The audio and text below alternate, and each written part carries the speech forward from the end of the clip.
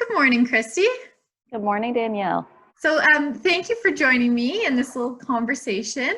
We're, of course, doing this series of short videos with the artists from the Realism and Drawing Show, in part because we're not able to have an artist talk with a large crowd, and we still want to introduce all these wonderful artists to our audience this way.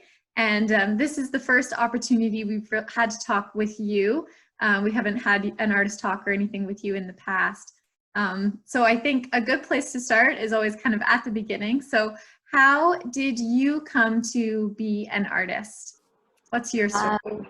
So my father was an artist, so I grew up with that. It was just a part of life, and it was something that I always enjoyed doing. I took fine art in university and then broke away for a little bit. I took a computer animation course and ended up in visual effects doing matte painting, which is kind of Photoshop painting of backgrounds and things like that. Okay. And it's an intensive job. And that really took my focus. And I had 2 kids. And then when the kids started getting a little bit older and I found myself with a bit more time, that's when I picked up the paintbrush again and took some workshops with some really talented painters in Toronto, continuing studies course at OCAD just to get my feet back in the water. And those were really, really useful, and I learned a lot from those artists. I think that's a great strategy because it can be kind of, overwhelming getting back into it. And so having a little guidance on that and learning from and having like kind of a weekly, with the OCAD course, it was a weekly thing. This is what we're doing. And to have it's also good to have a life model and just have that all set up for you. Mm-hmm. What's your system now? Do you work from photographs or? I do. I work with models, and I'll book their time, take hundreds of photos. We do some costume changes. If I have something specific in mind, we do those. And then it always also evolves as I'm there taking photos. Mm-hmm. The models that I work with are incredibly talented and, artists in their own right. And so there's always stuff that comes up, and, usually half the ideas that I have to start out with evolve into something completely different. And I take a ton of photos, and because I have the visual effects background, I take everything into Photoshop and change things and I'm kind of better at the post-production part than the actually taking photos. So I can alter them and get the compositions that I want to work with. Oh, that's wonderful. And so what kind of ideas are you thinking about in some of these photo shoots? Like, I notice you often focus on female models. Yeah, I do right now.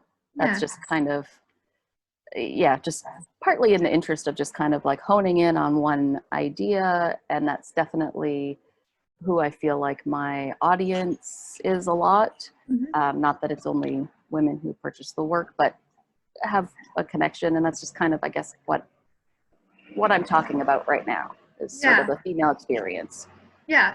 So you're trying to communicate the stories of the individual, or are you kind of trying to talk about more so universal stories? What's your goal? Yeah, definitely.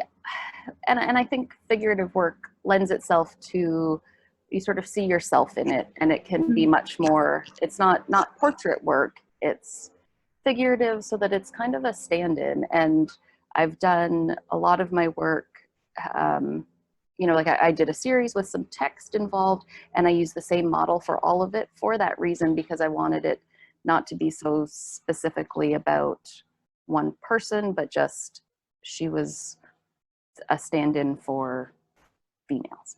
Yeah. For us. Yeah. We love those ones that incorporated the text as well.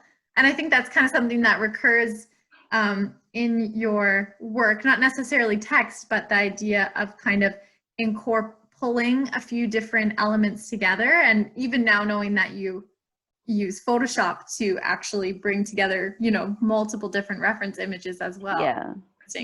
That's great. So there's a couple really interesting drawings in your collection that are kind of playing with very realized areas where you've done high realism face or something. And then you're also playing with these almost contour drawings, like really simple lines in other areas. Where did that idea come from? I don't know. I think that I kind of describe my work as a whole as this, like, trying to find this balance between strength and vulnerability, and, you know, beauty and ugly, and just the opposites, all of the contrasting things that exist within us, within everybody.